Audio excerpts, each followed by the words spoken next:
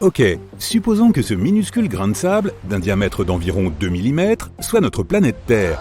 Crois-moi, nous ne sommes même pas si grands à l'échelle cosmique, donc ce n'est pas exagéré. La Lune sera juste ici, à un peu plus de 5 cm, et il faudra trouver un grain de sable 3 fois plus petit que le premier. Il est difficile de dire si c'est le bon, alors supposons encore une fois que c'est le cas. Quel est le voisin le plus proche de la Terre, à part la Lune ? Vénus. On l'appelle notre planète sœur parce qu'elle a à peu près la même taille et la même masse, donc ce deuxième grain de sable va faire l'affaire. Pour ce qui est de la distance, nous allons devoir faire une petite promenade maintenant. Et voilà, nous sommes à plus de 6 mètres du grain de sable qu'est la Terre, et c'est le plus près possible. Ensuite vient Mercure, qui est plus de 2 fois plus petite que la Terre. Alors prenons un grain de sel cette fois pour varier. À quelle distance penses-tu qu'elle se trouve de sa voisine, Vénus ? Elle est ici à presque 8 mètres. Si tu as déjà vu un bus londonien à 2 étages, c'est à peu près l'équivalent. Bon, Mercure est la planète la plus proche du Soleil, alors naturellement voilà, la grande et puissante étoile, aussi grosse que cette pierre. Elle a un diamètre d'environ 20 cm. Maintenant, où faut-il la placer ? Eh bien, tu ferais mieux de prendre un autre bus à 2 étages, car la distance entre le Soleil et Mercure est de 9 mètres, c'est-à-dire encore plus loin que Vénus. Et s'en aller de là jusqu'à la Terre, c'est déjà un sacré voyage. Dans l'ensemble, la distance est à peine inférieure à celle qui sépare 2 bases d'un terrain de baseball. Impressionnant, n'est-ce pas ? Et pourtant, on vient à peine de commencer. En s'éloignant du Soleil, on arrive sur Mars, qui est 2 fois plus petite que la Terre. Prenons un grain de poivre rouge cette fois-ci. Mais la distance qui les sépare est encore plus grande que celle qui sépare Mercure du Soleil. Plus de 10 mètres. Nous le placerons donc ici. Et maintenant, prépare-toi pour le vrai choc. Traversons la ceinture d'astéroïdes pour atteindre Jupiter.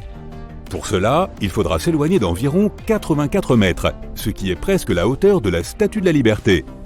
Et la planète elle-même est à peu près de la taille de ce grain de raisin, à peine plus de 2,5 cm. Prenons maintenant un grain de raisin plus petit et éloignons-nous d'un autre 100 mètres. C'est la distance entre Saturne et Jupiter. Peux-tu encore voir notre pierre, à savoir le Soleil d'ici ? C'est plutôt difficile. Si tu prends le Golden Gate Bridge de San Francisco et que tu décides de t'élever de son point le plus bas à son point le plus haut, cela correspondrait à la distance entre Saturne et Uranus, la 7e planète du système solaire. Tu as remarqué que les distances augmentent à chaque fois ? Mais c'est loin d'être fini. Voici Neptune, la planète sœur d'Uranus. Bien qu'elle soit voisine, il nous faudra encore 250 mètres pour y arriver, soit l'équivalent de 5 piscines olympiques mises bout à bout. L'ancienne 9e planète, Pluton, est notre prochaine destination. Si nous partons directement du Soleil, il y aura encore 4 piscines olympiques de plus. Et la taille de celle-ci n'est qu'un grain de poivre moulu. Pluton est 6 fois plus petite que la Terre. Et maintenant, place à l'inconcevable. Retournons d'abord à notre Soleil et recommençons notre voyage à partir de là. Tu te souviens de la distance à parcourir ? Oui, plus d'1,5 km maintenant. Pour atteindre la limite intérieure du système solaire, à partir de ce point, nous devrons faire le tour de la Terre 4 fois. Toujours à l'échelle où le Soleil n'est qu'une pierre de 20 cm de diamètre.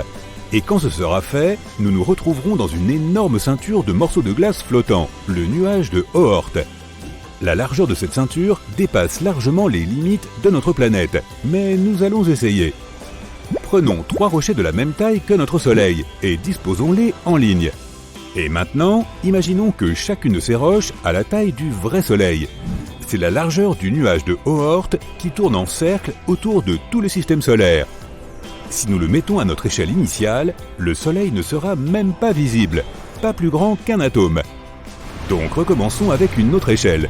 Cet anneau de pierre contient en son sein l'insondable volume de l'espace. Son rayon est d'environ 1 année-lumière. Fixons-le désormais à 1 cm. Ce sera notre référentiel pour toutes les découvertes à suivre. Le système stellaire le plus proche est Alpha Centauri et il sera à environ 4 cm de distance. Il est composé de 3 étoiles et d'au moins une planète qui pourrait être habitable. Le système est trop petit pour être visible à cette échelle, mais nous allons faire comme si ce grain de sable était suffisant et aller plus loin. Ensuite, allons au bord de la Voie lactée, notre galaxie. La galaxie elle-même fait environ 100 000 années-lumière de large, mais nous ne sommes pas loin de son centre, Donc la distance ne sera que de 50 000 années-lumière. Sur l'échelle super réduite que nous avons créée, elle sera de 500 mètres. Si tu allongeais la tour CN de Toronto, il ne manquerait que quelques mètres. D'ici, la galaxie la plus proche de nous est Andromède. Dans un futur lointain, elle entrera en collision avec la Voie lactée. Mais pour y arriver, nous devrons parcourir près de 25 km, soit 2,5 millions d'années-lumière en échelle réelle.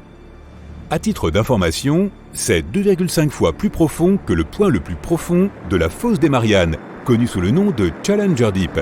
Ensuite, il y a un objet que nous pourrions enfin placer à plus grande échelle, NGC 604, une nébuleuse stellaire située dans la galaxie du Triangle. En ligne droite, nous n'aurions besoin de parcourir que 2 km de l'endroit où nous nous trouvons actuellement. Alors faisons-le. Et la nébuleuse elle-même a un diamètre d'environ 1500 années-lumière, ce qui équivaut à 15 mètres dans notre échelle. Comme un immeuble de 5 étages. Mais revenons en arrière d'environ 1 km et regardons autre chose. Cet objet a presque exactement la taille d'un Boeing 747. Et étonnamment, c'est une galaxie naine pour être précis. Messier 32 a un diamètre de 6500 années-lumière et c'est un satellite de la galaxie d'Andromède. Ils se déplacent ensemble, Messier étant entraîné par la gravité de sa grande sœur. Et maintenant, prépare-toi au grand vertige. Nous allons entrer dans des distances et des tailles qui sembleraient impossibles si elles n'étaient pas vraies. Revenons d'abord au cercle de roches qui constitue notre système solaire. En remontant et en s'éloignant de notre système solaire, nous pouvons voir la Voie lactée qui s'étend sur 20 km de large.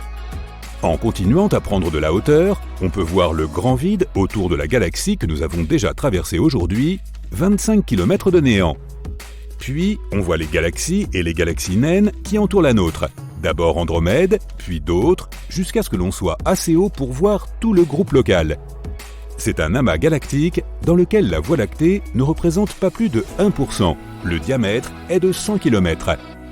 Élevons-nous plus haut encore, et maintenant, nous voyons le superamas brillant et lumineux de Laniakea, qui abrite le groupe local. D'ici, notre galaxie n'est même pas visible. Le diamètre du superamas est d'environ 5200 km. C'est plus que la distance entre Los Angeles et New York. Et ce n'est pas fini. De plus en plus haut, jusqu'à ce que nous voyions le grand mur de Boss, c'est un superamas situé à une distance inimaginable de nous, et à notre échelle actuelle, son diamètre est d'environ 10 000 km. C'est plus que la Grande Muraille de Chine avec toutes ses branches. Pas étonnant que ce soit le boss des superamas. Et enfin, nous sommes maintenant dans l'espace intersidéral, même si le modèle de notre galaxie est resté si loin en dessous qu'on ne peut pas le voir sans télescope. Et nous regardons maintenant le plus grand objet de l'univers observable, le grand mur Hercule Corona Borealis. Sur l'échelle actuelle, il se trouve à 100 000 km de la Terre, soit un quart de la distance Terre-Lune. Et son diamètre est le même, donc il occupe un autre quart du chemin. Il y a des milliards et des milliards de galaxies, de nébuleuses et d'étoiles, et les possibilités sont presque infinies. Et pourtant, l'univers est toujours en expansion. Donc, ce n'est que le début.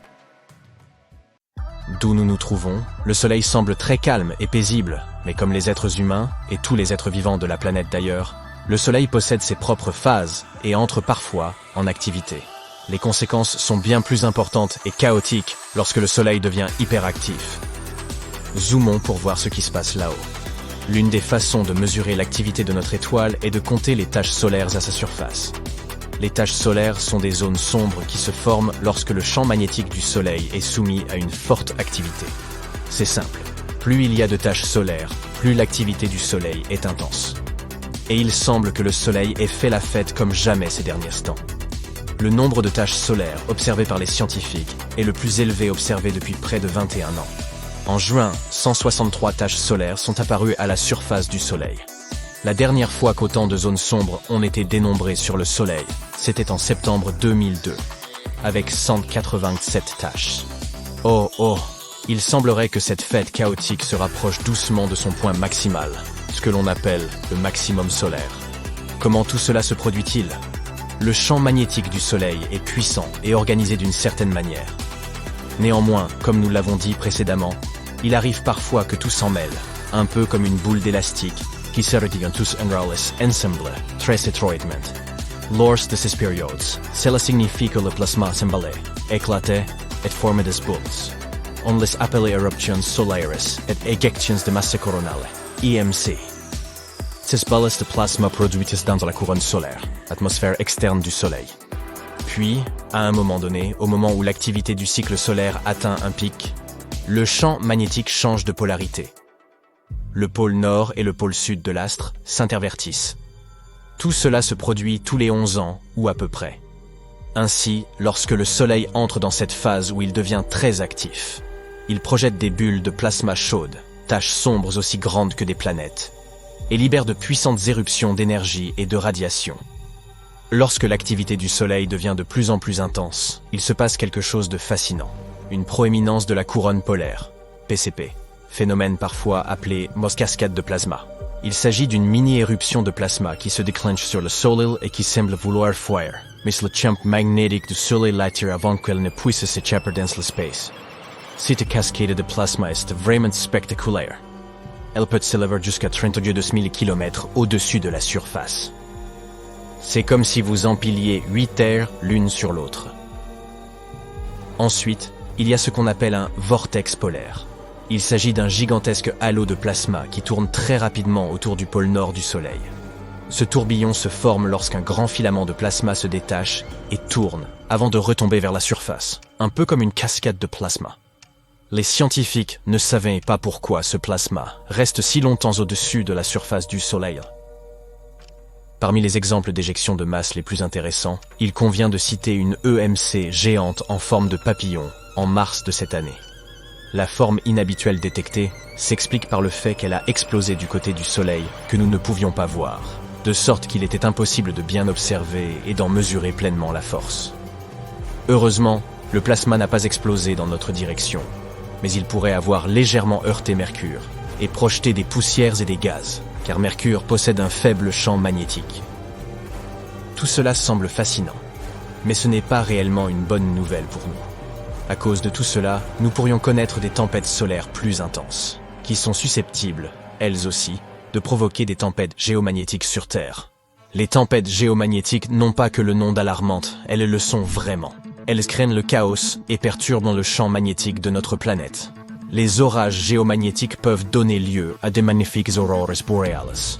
C'est vrai, mais nous préférerions tous profiter des aurores boreales dans des conditions normales, ou nous contenter de un bon vieux coucher de soleil au-dessus de l'océan. Heureusement, toutes les tempêtes solaires ne toucheront nécessairement la Terre, même si elles sont plus nombreuses. Pour atteindre notre planète, elles doivent être orientées dans la bonne direction, et au bon moment. Cela dit, si cela se produisait, la tempête pourrait ioniser la haute atmosphère et on pourrait dire au revoir à la communication. Cela pourrait en effet provoquer des pannes temporaires pour des systèmes tels que le GPS et la radio, ce qui n'est pas nécessairement un gros problème en soi, mais qui pourrait s'avérer très dangereux s'il se produisait au mauvais moment, comme lors d'un tsunami ou d'un tremblement de terre. Les tempêtes peuvent également endommager les infrastructures électriques, telles que les lignes ferroviaires et les réseaux électriques. Si vous prenez l'avion à ce moment-là, vous risquez d'être exposé à des niveaux de radiation plus élevés. On ne sait pas encore exactement quel serait le danger pour vous, mais cela pourrait être un problème sérieux pour les astronautes dans l'espace. Lorsque les tempêtes solaires perturbent le champ magnétique, cela peut affecter les migrations de certains animaux, comme les tortues de mer, les baleines et les oiseaux. Étant donné que tout dans le règne animal suit généralement l'ordre naturel des choses, qui sait comment ces animaux traverseraient ou même survivraient à de tels changements. Et lorsque le Soleil est au maximum de son activité, les satellites dans l'espace sont également en difficulté. Nous avons plus de satellites dans l'espace que jamais auparavant. Or, lorsque l'atmosphère externe devient plus dense à cause de tous ces changements, les satellites peuvent être poussés dans différentes directions, risquant de s'écraser les uns contre les autres, ou même retomber sur Terre. Ces phénomènes n'y sont cool que dans les films avec des super-héros qui peuvent faire face à ce genre de problème. Espérons donc que nous éviterons une tempête solaire de grande ampleur, comme celle de Carrington. L'histoire est similaire aux autres. En août 1959, les astronomes du monde entier ont constaté que le nombre de taches solaires ne cessait d'augmenter. Parmi eux, un homme nommé Richard Carrington en faisait partie. Début septembre, il était en train de dessiner les taches solaires quand, soudain, il a été aveuglé par un éclair de lumière. Cela a duré environ 5 minutes, mais c'était spectaculaire. Il l'a décrit plus tard comme une éruption de lumière blanche. Il s'agissait d'une très forte éjection de masse coronale, EMC. Bien que cela prenne habituellement des jours, en seulement 17 heures et 6 minutes, cette tempête a traversé la longue distance qui sépare le Soleil de notre planète, 90 millions de kilomètres, et s'est déchaînée sur nous. Et quand la tempête a commencé, les machines télégraphiques du monde entier ont produit des étincelles. Les opérateurs ont reçu des chocs électriques et le papier a même pris feu. Les gens étaient vraiment effrayés et désorientés parce qu'ils n'avaient jamais vu un ciel aussi clair auparavant. Certains ont même cru que c'était la fin du monde. Le lendemain, les télégraphistes n'y pouvaient toujours pas travailler correctement car l'atmosphère terrestre était encore chargée. Ils ont même réussi à envoyer des messages en utilisant le courant auroral au lieu de l'électricité normale. Mais ce phénomène a aussi apporté quelque chose d'incroyable, à savoir d'étonnantes aurores dans le ciel. Les habitants d'Hawaï et de Cuba ont pu observer de magnifiques aurores boréales, tandis que ceux du Chili ont pu voir des aurores australes. De nos jours, le phénomène s'intensifie lentement mais sûrement. Prenons l'exemple des éruptions solaires. Il s'agit de puissantes explosions d'énergie émises par le Soleil. En 2022, il y a eu 5 fois plus d'éruptions que l'année précédente. Et les plus puissantes, les éruptions de classe X, sont devenues plus fortes et plus fréquentes qu'auparavant. Et cela pourrait se révéler bien plus extrême que ce à quoi l'on s'attend. De plus, il est probable que ça commence un peu plus tôt que prévu. Les scientifiques ont d'abord pensé que le pic se produirait en 2025, mais il semblerait que cela pourrait advenir même fin 2023. Si une tempête solaire nous frappait directement, nous ne pourrons pas nous protéger complètement, mais nous pourrions tout de même prendre certaines mesures, comme faire garder les avions au sol, ajuster les trajectoires des satellites dans l'espace et protéger les infrastructures vulnérables. Pour ce faire, nous avons besoin de meilleures prévisions météorologiques solaires afin de nous préparer au pire. Tout cela peut sembler de mauvais augure à première vue, mais ne vous inquiétez pas. Les éruptions solaires ne détruiront pas notre planète. Elles envoient des matériaux solaires chargés d'énergie vers nous à des vitesses assez élevées. C'est un fait. Mais nous ne serions pas complètement perdus si ces phénomènes nous touchaient. Notre planète ne nous laisserait pas sans protection. Notre atmosphère et notre champ magnétique nous protégeraient encore relativement bien. Notre épaisse atmosphère fait office de bouclier qui bloque les radiations susceptibles de nous nuire. En d'autres termes, ces éruptions solaires pourraient surtout affecter nos technologies, mais elles ne pourraient pas détruire la Terre. On dirait que nous possédons bien des super-héros, finalement. Des nuages de feu et de fumée s'élèvent et la fusée décolle. La Delta IV Heavy est l'une des fusées les plus puissantes jamais construites. 3 énormes moteurs brûlent des tonnes de carburant, ce qui permet au vaisseau spatial de prendre de l'altitude. Les 2 boosters latéraux se détachent et laissent le booster central pour la suite de l'ascension. Une fois en orbite, la fusée libère sa cargaison. Voici la sonde Parker Solar Probe. Le premier vaisseau spatial a touché le Soleil. Et nous allons suivre son voyage étape par étape. La sonde a été lancée le 12 août 2018 et a commencé son voyage vers notre étoile. Le Soleil est à 93 millions de kilomètres de la Terre. C'est 390 fois la distance Terre-Lune et 36 000 fois la largeur des États-Unis d'une côte à l'autre. Les particules de lumière que le Soleil émet ont besoin de 8 minutes pour parcourir cette distance. Pour nos fusées classiques, ce voyage prendrait plus de 200 jours, mais la sonde Parker Solar Probe l'a parcouru plus rapidement en utilisant des manœuvres gravitationnelles. Sur son chemin de la Terre au Soleil, la sonde a tourné autour de notre voisine, Vénus. Il lui suffisait d'entrer dans le champ gravitationnel de la planète et de le laisser s'attirer. À ce stade, notre sonde spatiale a reçu un coup de pouce supplémentaire et elle n'a pas eu besoin de gaspiller de carburant. Après avoir effectué une orbite, les moteurs de la sonde spatiale ont modifié la trajectoire et la sonde a quitté l'orbite de Vénus. Elle a reçu suffisamment d'accélération pour se rendre jusqu'au Soleil. Et le 5 novembre 2018, la sonde Parker Solar Probe a effectué sa première approche du Soleil. Avant de toucher sa surface, la sonde a d'abord dû entrer dans l'orbite de l'étoile. Pour y parvenir, elle a effectué encore plus de manœuvres gravitationnelles.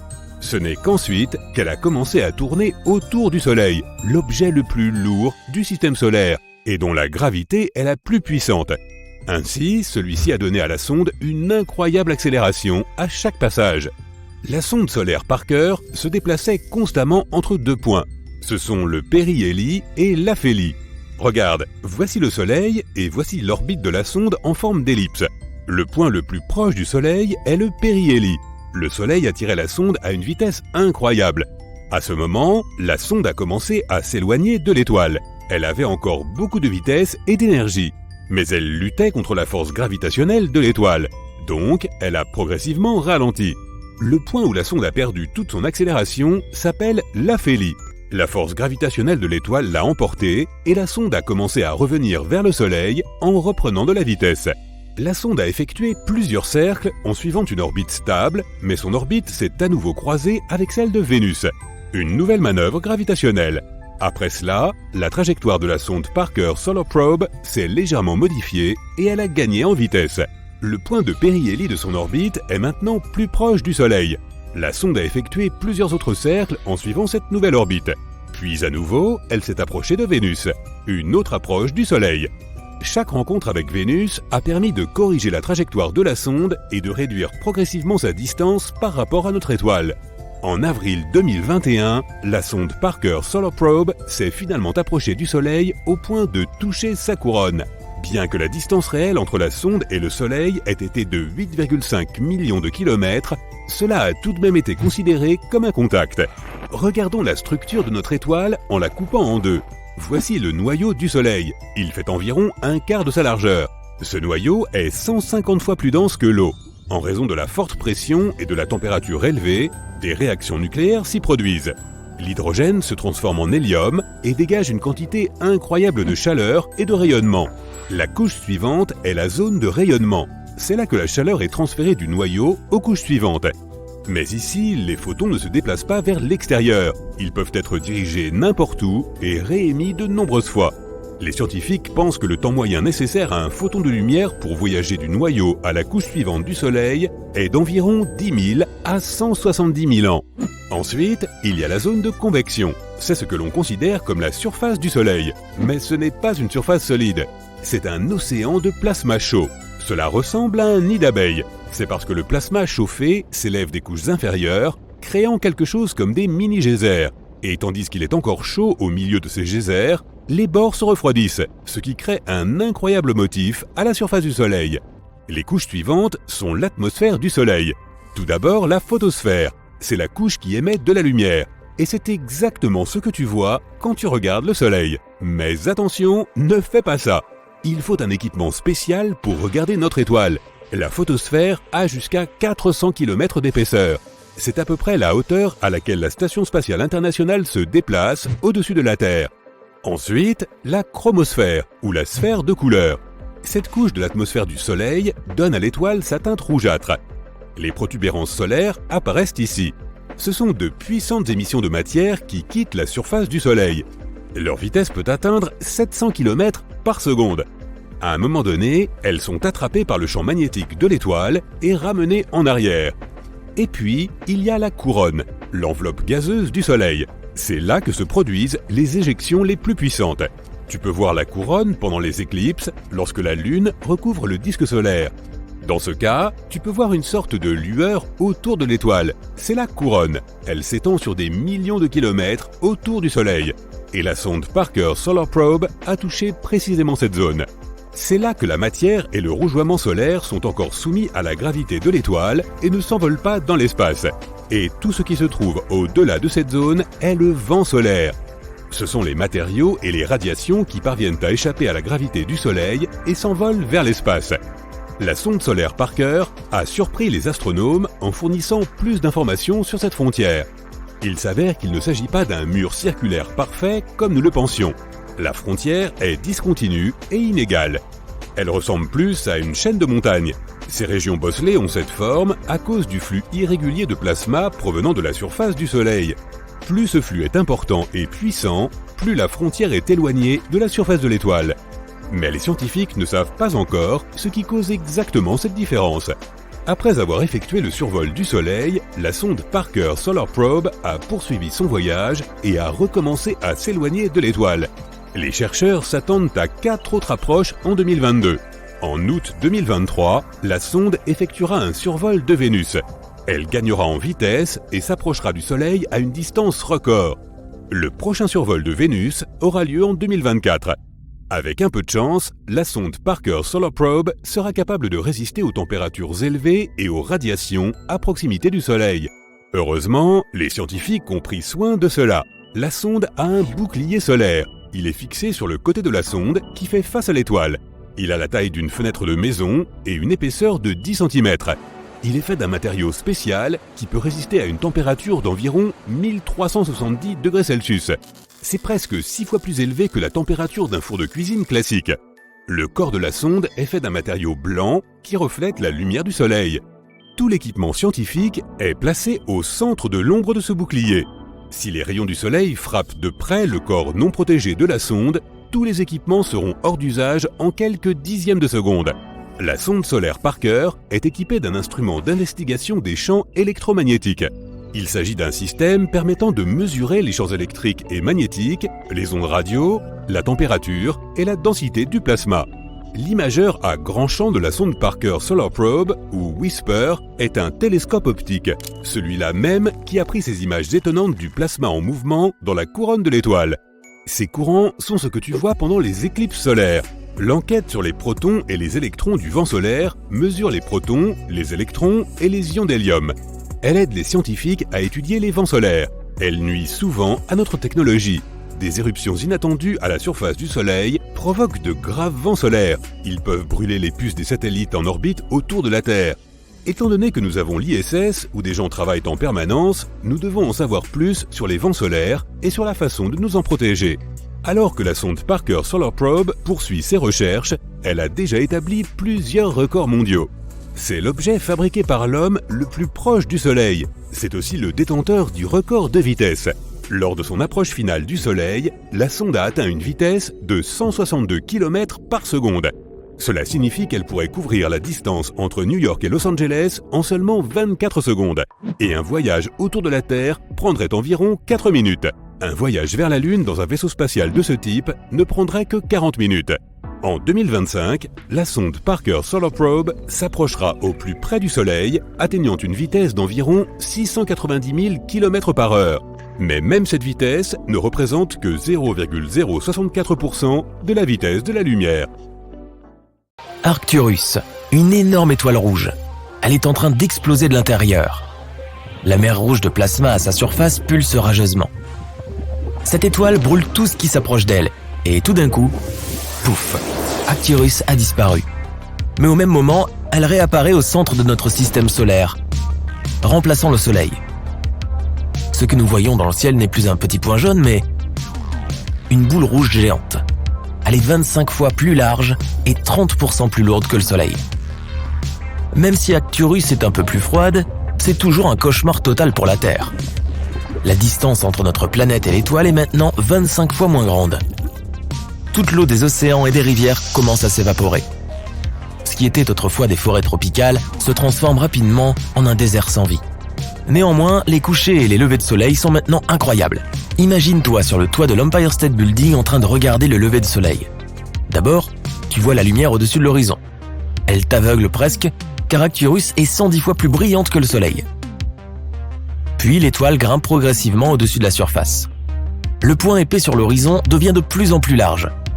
Il continue de grandir jusqu'à ce que l'étoile rouge occupe tout ton champ de vision. Arcturus est maintenant si proche que tu peux même voir des tempêtes de plasma chaud à sa surface. Il y a des éruptions régulières et des éjections de masse. D'énormes quantités de matière sont éjectées de la surface de l'étoile à des vitesses pouvant atteindre 2000 km par seconde. La matière prend la forme d'une boucle attachée à l'étoile aux deux extrémités. Il faut porter une combinaison spatiale très sophistiquée pour pouvoir observer un tel lever de soleil. La vie sur Terre a cessé d'exister il y a longtemps dans ces conditions. Et cela va empirer avec le temps. Car tous les 8 jours, la brillance d'Arcturus augmente. Bientôt, notre planète ressemblera davantage à Vénus. Cette dernière est si proche du Soleil que la température élevée y rend toute vie impossible. Bon, laissons notre planète refroidir un peu et mettons maintenant Proxima Centauri au centre de notre système solaire. Ce n'est pas une géante rouge mais une naine rouge. Cette étoile est presque 7 fois plus petite que le Soleil et presque 9 fois plus légère. Maintenant, nos océans et nos rivières ne s'évaporent pas mais gèlent. Les forêts et les jungles sont couvertes de neige. Dans environ une semaine, il n'y aura plus un seul endroit sur Terre où la température sera supérieure à 0. Même les plantes qui sont habituées au froid cesseront d'exister. Elles se nourrissent principalement de l'énergie du soleil. Maintenant, elles commenceront à mourir de faim. Mais il y aura toujours de l'eau en profondeur sous la couche de glace. Elle sera chauffée par le noyau chaud de notre planète. Les micro-organismes pourront y survivre. Il fait désormais beaucoup plus sombre sur Terre, comme un crépuscule sans fin. Oh, et nous pouvons à peine voir la Lune. Il se trouve qu'elle ne produit pas sa propre lumière, mais reflète celle du Soleil.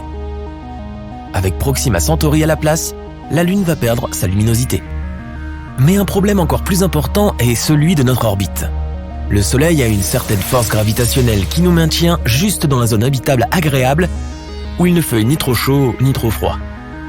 La gravité de Proxima Centauri est beaucoup plus faible. Et la Terre s'éloigne donc lentement de l'étoile. Nous courons maintenant le risque de rencontrer des astéroïdes volants dans l'espace ou même aussi d'autres planètes. Mais le pire scénario est que Proxima Centauri ne soit tout simplement pas capable de retenir notre planète et que nous dérivions lentement vers le vide intersidéral. Tu peux alors oublier toute forme de vie ici. Mettons maintenant Sirius au centre de notre système solaire. C'est l'étoile la plus brillante de notre ciel nocturne. Elle n'est que 70% plus grosse que le Soleil, mais presque 2 fois plus chaude. Sa lueur n'est donc pas seulement brillante, elle grésille. Et sa lumière n'est pas jaune, mais quelque part entre le bleu et le blanc. Tu ne pourrais pas sortir sans lunettes de soleil. De toute façon, tu ne voudrais pas marcher dans les rues où l'asphalte est en train de fondre. Tu pourrais littéralement faire frire des œufs sur le trottoir. Même si bien sûr à ce moment-là, toute vie sur Terre a disparu depuis longtemps. Mais ce n'est pas seulement à cause de la température. Sirius émet d'énormes quantités de radiation. Notre atmosphère sert de bouclier contre le Soleil. Mais dans le cas de Sirius, ce bouclier ne serait pas suffisant. Bon, maintenant, pourquoi ne pas imaginer une hypothèse encore plus loufoque et nous fabriquer un système à double étoile? Il s'agit de 2 étoiles qui tournent autour d'un centre commun. Et voilà notre Terre, saine et sauve. Tout dépend de la taille et de la luminosité des étoiles. Ces 2-là ne sont pas trop grosses et elles émettent autant de lumière que notre Soleil. Tout ce qui compte pour nous, c'est que notre planète se trouve dans la zone de sécurité du système à double étoile. Au lever du Soleil, tu vois d'abord une étoile apparaître sous l'horizon. Puis quelques minutes plus tard, l'autre. Le seul problème est que cette beauté pourrait bientôt exploser avec une force énorme. Dans les systèmes binaires, l'une des étoiles est toujours plus lourde que sa partenaire. Tôt ou tard, elle commence à arracher de la matière à la plus petite étoile. Et petit à petit, la plus grosse étoile mange sa voisine. Ensuite, la grande sœur peut atteindre une masse critique et exploser. Cette explosion serait aussi forte qu'une supernova. Elle détruirait l'ensemble de notre système solaire. La lumière de cette explosion serait visible à des centaines d'années-lumière. Après cela, il y aurait une énorme nébuleuse à la place de notre système stellaire, composée de la poussière d'étoiles et des particules qui restent de notre monde. Faisons maintenant une hypothèse complètement folle. Un trou noir au centre de notre système solaire. Nous connaissons les trous noirs comme des objets effrayants et mystérieux qui avalent tout ce qui les entoure. Mais même autour d'un trou noir, il y a une zone habitable. Il suffit d'être assez loin pour qu'il ne t'entraîne pas dans ton abîme noir. Mercure et Vénus seront trop proches du trou noir. Alors très probablement, elles seront réduites en morceaux qui se dirigeront ensuite vers l'horizon des événements. C'est le dernier arrêt avant d'atteindre la singularité, le cœur du trou noir.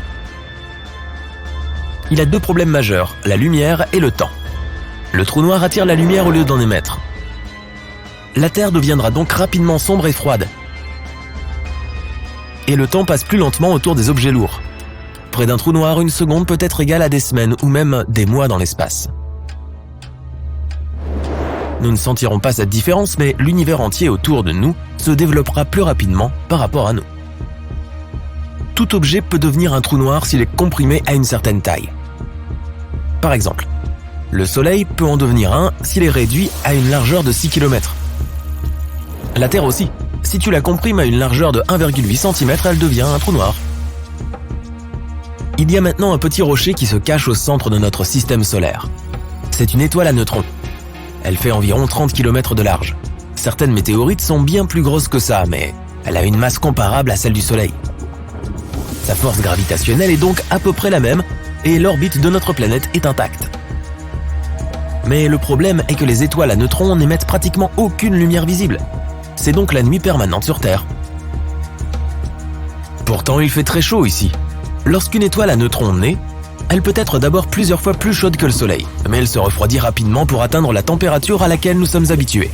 Il y a donc une chance que toute la vie sur Terre n'ait pas encore été brûlée.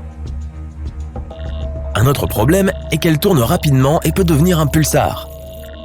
Un peu comme un puissant projecteur sur les deux côtés d'une étoile en rotation. Les étoiles à neutrons éjectent aussi des rayons à des vitesses énormes. Ces rayons rendront notre planète littéralement stérile. Aucune forme de vie ne serait capable d'exister dans ces conditions. Et maintenant, c'est l'heure de la plus grande étoile connue, Stephenson 2-18. Cette géante rouge est 2150 fois plus grande que le Soleil. Et si nous la plaçons au centre de notre système solaire, son bord se trouvera sur l'orbite de Saturne. Mercure, Vénus, la Terre, Mars et Jupiter sont donc déjà avalés par l'énorme étoile. Saturne, Uranus et Neptune sont en train de griller comme des châtaignes sur le feu et vont bientôt s'évaporer. En fait, cela pourrait aussi arriver à notre Soleil. Plus il vieillit, plus il devient rouge et gros. Il finira par être à court de combustible, l'hydrogène, et il commencera à brûler des éléments plus lourds dans son noyau. Cela conduira à sa dilatation. Nous verrons alors de plus beaux couchers et levées de soleil. Mais la température deviendra trop élevée. En théorie, le Soleil deviendra si gros qu'il avalera la Terre. Et ensuite, il explosera en supernova, ne laissant rien de notre système solaire derrière lui. Brillant. Que c'est beau! Tu te promènes avec ton ami et tu regardes le ciel. Le soleil semble un peu différent aujourd'hui, comme s'il avait une sorte d'anneau autour de lui, un peu comme un arc-en-ciel. Hé, regarde ça! Ton ami lève la tête de son téléphone. Tu ne devrais pas regarder directement le... Arrête tout, dit-il brusquement. C'est un halo solaire. Il faut trouver un abri tout de suite, à moins que tu aies le plus grand parapluie du monde sur toi. Un halo solaire est un signe de la nature indiquant qu'une tempête de neige ou de pluie se prépare. Il est causé par les nuages qui sont constitués de milliards de petits cristaux de glace flottant à 6000 mètres d'altitude. La lumière du soleil passe à travers ces cristaux, de sorte qu'elle se divise et se réfracte, comme dans le cas d'un arc-en-ciel. Ne regarde pas directement le halo solaire, c'est certes très tentant car ce n'est pas un phénomène que tu peux observer tous les jours, et en plus c'est vraiment beau, mais les ultraviolets peuvent brûler les tissus exposés de ta rétine et causer de graves lésions oculaires. Donc, ça n'en vaut pas la peine. Si tu as des lunettes de soleil, ça ne devrait pas poser de problème. Ce phénomène dure environ 40 minutes. Ces nuages sont les mêmes que ceux qui peuvent parfois causer l'apparition d'un anneau autour de la Lune la nuit. En réalité, la nature envoie des signes précurseurs de catastrophes de nombreuses façons différentes. Des arbres en forme de J peuvent signifier qu'un glissement de terrain se prépare. Comme le sol bouge lentement, les arbres prennent cette forme très photogénique. Essaie de trouver une zone plate et évite de t'approcher des arbres, sauf si tu as une force surhumaine. Tu es en train de faire une belle promenade sur la plage, du sable, du soleil, pas un nuage dans le ciel. Puis, d'un coup, tu vois l'eau s'éloigner du rivage. Soudain, tu peux même voir des morceaux de corail, de petits poissons et d'autres petits animaux marins. C'est un signe qu'il faut t'éloigner au plus vite du rivage. Il pourrait y avoir un tsunami en préparation. Un tel phénomène se produit lorsqu'un tremblement de terre se produit sous l'eau et il peut déferler sur la côte à 800 km/h. Il se produit surtout dans l'océan Pacifique, mais pourquoi prendre le risque? Si tu vois un chenal d'eau agité près de la côte, reste à l'écart. Il pourrait y avoir un courant de retour sous la surface qui peut être extrêmement dangereux. Parfois, les vagues frappent le rivage d'une manière bizarre, ce qui forme des courants de retour. Tu verras peut-être un vide étrange dans les vagues où tu remarqueras des morceaux d'algues allant dans toutes les directions. Si jamais tu te retrouves pris dans un courant de retour, essaie de rester à flot et ne gaspille pas ton énergie à nager à contre-courant. Crie à l'aide et essaie de nager parallèlement à la plage. Une fois que tu es sorti du canal, nage en diagonale vers le rivage. Si tu te retrouves dans l'océan et que tu vois un groupe de requins en train de nager, ne panique pas. La bonne nouvelle, c'est qu'ils ne viennent pas forcément te croquer. La mauvaise nouvelle, les requins essaient peut-être d'échapper à une énorme tempête tropicale ou même à un ouragan. Les requins peuvent sentir ces choses, alors quand la nature se met en colère, ils se regroupent et nagent profondément sous la surface pour se mettre en sécurité. Tu ne devrais probablement pas les suivre. Pourtant, la règle d'or depuis les temps anciens est « suis les animaux ». Les insectes, les rats et les serpents quittent leur terrier quelques jours avant les très gros tremblements de terre. Les scientifiques ne parviennent pas vraiment à expliquer comment ils savent ce qui va se passer. Il semble que les animaux puissent sentir les tremblements de terre en avance, peut-être parce qu'ils peuvent ressentir ces petites ondes de choc initiales que nous ne remarquons même pas. Et si tu vois des animaux courir vers toi, cela pourrait signifier que tu es sur le point d'être dévoré, ou bien qu'il y a un feu de forêt derrière eux. Les amphibiens, comme les grenouilles, les crapauds et les salamandres, essaient de se protéger en s'enfouissant dans le sol. Les autres courent tout simplement. Avant de commencer à courir à leur côté, vérifie si tu vois de la fumée. Tu ne voudrais pas faire un sprint pour rien. Il n'y a pas que les animaux. Tu peux aussi repérer d'autres signes avant-coureurs d'une catastrophe imminente. Par exemple, si tu remarques que tes cheveux se mettent soudainement à se dresser sur ta tête et que tes bijoux commencent à bourdonner, mets-toi tout de suite à l'abri. La foudre est peut-être sur le point de frapper quelque part à proximité. Si tu es dehors et que tu ne peux pas te réfugier à l'intérieur, assure-toi de ne pas faire les erreurs suivantes. Te tenir près de structures hautes, t'allonger à plat sur le sol, rester près d'une étendue d'eau, t'abriter sous un arbre isolé, rester dans un espace ouvert. Et n'est pas l'idée, certes saugrenue, de monter en haut de l'Empire State Building. Ce bâtiment est foudroyé des centaines de fois par an. Tu aimes le ski ? C'est une activité très amusante jusqu'à ce que tu ne vois plus que du blanc. Les avalanches peuvent se déplacer jusqu'à 130 km/h, alors fais attention aux signes avant-coureurs. Est-ce que tu sens un creux quand tu te déplaces sur la neige ? Y a-t-il des fissures autour de tes pieds ? Peux-tu voir une énorme avalanche arriver ? C'est le moment de partir. Parfois, un orage mélange sa lumière bleue avec la lumière rouge du soleil et tu obtiens un vert assez impressionnant. Profites-en à une distance sûre, de préférence à l'intérieur. Ce nuage orageux qui s'étire très haut dans le ciel signifie généralement que tu es sur le point de te faire marteler par la grêle ou pire, qu'une tornade se prépare. Trouve un abri quelque part comme un parking souterrain ou une cave. Ok, nous savons que les volcans peuvent être dangereux, mais qu'en est-il des lacs à proximité ? Ne sont-ils pas dangereux aussi ? Les lacs qui se trouvent près de quelque chose de très chaud qui ne refroidit jamais, comme les volcans, sont comme des canettes de soda secouées sauvagement, attendant juste d'éclater. Le magma qui se trouve sous terre pousse en fait le dioxyde de carbone au fond du lac, et ce gaz reste là à attendre. Ensuite, même quelque chose de banal comme la pluie peut perturber un peu trop le lac et bam ou boum, tu vois le tableau. Plongée, natation, snorkeling, la mer peut être fascinante, mais elle est assez imprévisible. Lorsque deux courants de vagues se rencontrent, ils peuvent créer une mer croisée. Cela a l'air plutôt joli vu de loin, mais ce peut être vraiment dangereux pour les nageurs, les surfeurs ou même les bateaux. Cela signifie qu'un fort courant se déplace sous la surface. Tu te promènes sur la plage, on dirait que toutes les bonnes histoires commencent comme ça. Et tout à coup, oh, une grotte. Génial, non ? Tu devrais probablement y entrer, explorer un peu et non. Si c'est la pleine lune, tu ne pourras peut-être pas ressortir de cette grotte. La pleine lune affecte la marée et la rend plus basse que d'habitude. Cette grotte est peut-être plus accessible, mais au lieu de vivre une aventure passionnante, tu pourrais te retrouver piégé là-dedans, jusqu'à la prochaine pleine lune. Alors n'oublie pas tes provisions si tu veux vraiment y entrer. Un nuage mural est l'une de ces choses que tu seras à la fois excité et effrayé de voir. Effrayé parce que tu ne sais pas ce que c'est, excité parce que... combien de fois as-tu vu quelque chose comme ça dans ta vie ? Mais quelle que soit ton émotion, dis à tes jambes de commencer à courir.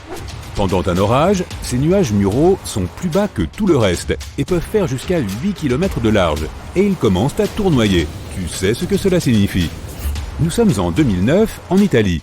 Un homme est dans sa cuisine, il voit des lumières vacillantes, il sait exactement ce qu'il doit faire. Il met sa famille en sécurité.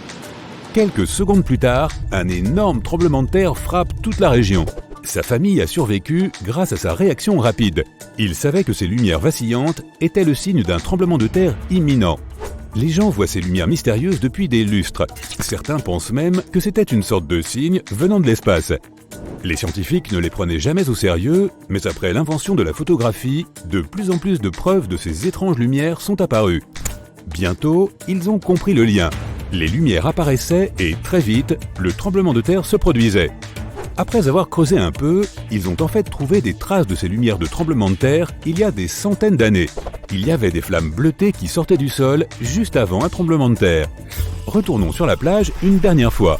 Si tu vois que l'océan prend une teinte rouge-brune, ne va pas dans l'eau ou même près de l'eau.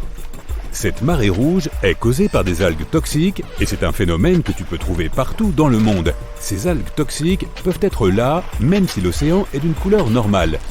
Avoir ces algues sur toi peut causer des problèmes de santé, alors si tu as été touché, rince-toi à l'eau douce aussi vite que possible. Le Soleil n'est pas techniquement le centre de notre système solaire. Il se trouve dans un espace appelé le barycentre. Cela dépend de la planète sur laquelle on se trouve. Le barycentre est généralement plus proche de l'objet ayant la plus grande masse. Donc, puisque nous sommes sur Terre, le vrai centre du système solaire est le Soleil. Mais pas le centre de celui-ci. En ce qui concerne Jupiter, le barycentre est en fait à l'extérieur de la surface du Soleil. Jupiter est 318 fois plus grande que la Terre. L'équilibre est donc différent. Les planètes ne tournent pas vraiment autour du Soleil, mais autour de leur centre de masse commun. Imagine que tu tiens un crayon en équilibre sur le bout de ton doigt. Tu dois le placer en plein centre pour qu'il ne bascule pas de chaque côté. Comme la masse du crayon est répartie de manière égale, il est facile de supposer que tout s'équilibre de cette manière. Surtout dans l'espace. Mais essaye de faire tenir un marteau en équilibre sur le bout de ton pied.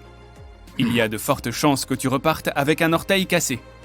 Son vrai barycentre est plus proche de la tête du marteau plutôt que du centre réel où tu le tiens. Le barycentre de la Terre et du Soleil est comme ce marteau. Le centre de masse est plus ou moins au centre de l'objet. En réalité, si le Soleil devait tourner autour de la Terre, notre petite planète bleue devrait être aussi grosse que le Soleil, voire plus. Nous ne pouvons pas ignorer les autres planètes de notre système solaire, ce qui signifie qu'elles doivent toutes tourner autour de nous également. Mais dans les temps anciens, les esprits brillants ont toujours pensé que tout tournait autour de la Terre. Ils appelaient cela le système géocentrique. Et cela avait du sens pour eux, car ils avaient l'impression que tout ce qui était au-dessus d'eux tournait autour d'eux. Le Soleil et la Lune ont joué des rôles essentiels dans l'histoire de l'humanité. Et ce n'est que bien plus tard que nous nous sommes sentis insignifiants dans l'univers. Dans la Grèce antique et au Moyen Âge, les grands esprits utilisaient le système géocentrique pour étudier l'espace. Ce n'est qu'au XVIe siècle que le modèle a changé. À cette époque, on ne pouvait même pas imaginer que tout tournait autour du Soleil. Et ils n'avaient évidemment pas les connaissances scientifiques pour confirmer tout cela. Mais la Terre ne peut pas être le centre du système solaire car elle n'est pas assez grande pour ce rôle. Pour que les conditions conviennent à cette énorme taille, la vie aurait dû évoluer différemment. Nous serions probablement moins dépendants de l'oxygène. Certains animaux, comme les baleines et les dauphins, peuvent rester des heures sans prendre une seule respiration. Ils peuvent même dormir sous l'eau. Ainsi, les humains de la Terre de la taille du Soleil auraient eu des poumons adaptés et n'auraient pas eu besoin de prendre de l'air en permanence. Cela signifie que la vie végétale serait limitée, avec seulement quelques arbustes ici et là. Il y a des trillions d'arbres dans le monde, mais les principaux responsables de la production d'oxygène sont les algues des océans. Avec l'immensité des océans et des mers, les algues qui se trouvent au sommet pompent l'air que nous respirons. L'oxygène ne serait pas aussi abondant sur cette planète, mais nos mécanismes de respiration pourraient s'appuyer sur le dioxyde de carbone, un autre gaz communément trouvé sur d'autres planètes. Si la planète est très chaude, l'eau est rare. Nous n'en trouverions que sur certaines parties de la planète, comme les sommets des montagnes. Le sol serait trop brûlé pour que quoi que ce soit puisse y survivre correctement. Nous pourrions aussi oublier les saisons. Le Soleil est actuellement juste assez puissant pour nous donner ce dont nous avons besoin. Mais comme la Terre serait si grande et que le Soleil serait un autre corps céleste émettant de la chaleur, nous aurions toujours l'impression d'être dans un micro-ondes. Les jours et les nuits seraient différents, et il n'y aurait pas autant de pluie. Avec autant de chaleur produite dans le noyau, il est probable que des tremblements de terre se produiraient constamment, et que les volcans seraient en éruption tout le temps. La surface serait pratiquement une plaine brûlante de magma rouge qui flotterait partout. Ce serait la vraie planète rouge. Mais si nous avions le même paysage que sur Terre, vivre quelque part près des montagnes pourrait être la solution.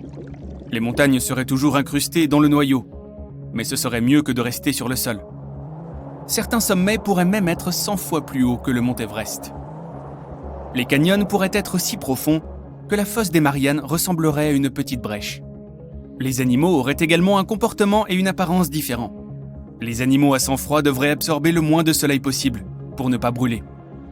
Les animaux devraient compter sur la migration pour trouver de l'eau dans des terres lointaines.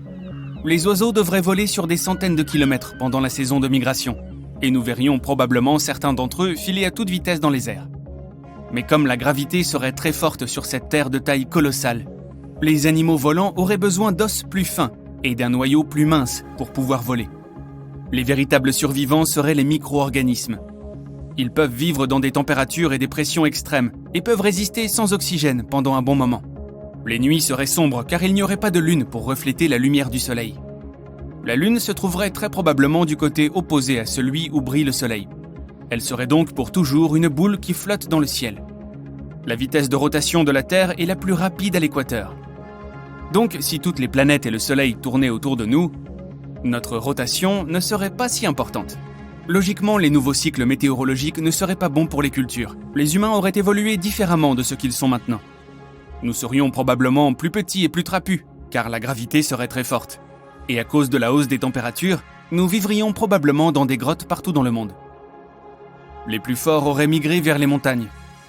Nous aurions probablement suivi la même évolution que maintenant. Mais d'autres caractéristiques physiques pourraient être différentes. Notre pigmentation serait probablement différente pour combattre la chaleur. Le renard du désert a de grandes oreilles pour entendre les prédateurs et pour se rafraîchir dans la chaleur torride du désert. Il est possible que nous aurions aussi de plus grandes oreilles que celles que nous avons actuellement, pour cette même raison. Nous serions beaucoup plus forts que nous ne le sommes actuellement, et nos os seraient épais et difficiles à briser. La gravité est l'un des éléments clés du développement de notre densité osseuse et de notre masse musculaire. Cela signifie que nous n'aurions probablement pas besoin d'outils pour chasser. Cela aurait retardé l'âge du bronze et la civilisation moderne telle que nous la connaissons. Avec peu de végétation, se tenir debout ne serait pas si nécessaire pour trouver les prédateurs autour de nous. Nous ne serions pas non plus les coureurs les plus rapides, mais nous serions assez forts pour combattre une meute de loups à l'allure patibulaire. Et si la Terre était gigantesque, il est possible que de multiples espèces d'humains erreraient sur la Terre, dans des zones isolées. Certaines espèces humaines grandiraient et évolueraient pour devenir les penseurs intelligents d'aujourd'hui, mais d'autres resteraient les mêmes. Et certaines créatures du passé seraient toujours là, inchangées. Les requins existeraient depuis l'époque des dinosaures. Ils n'auraient pas eu à changer de forme ou à s'adapter parce qu'ils seraient largement dominants. D'autres animaux seraient restés les mêmes en raison de leur isolement.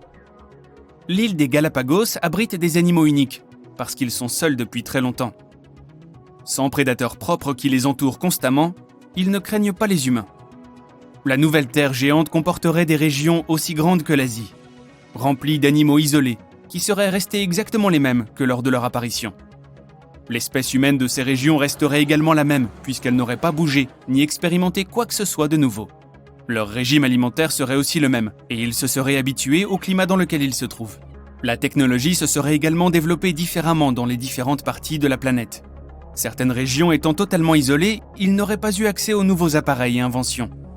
C'est comme si l'on vivait sur une planète dont les époques étaient différentes selon les lieux. D'autres zones, à l'inverse, seraient si avancées qu'elles pourraient même envoyer des navettes dans l'espace, à la recherche de la vérité et de réponses. Notre gravité est suffisante pour que nous puissions vivre correctement et développer la vie. Mais si nous augmentions notre taille pour atteindre celle de Jupiter, la gravité nous écraserait.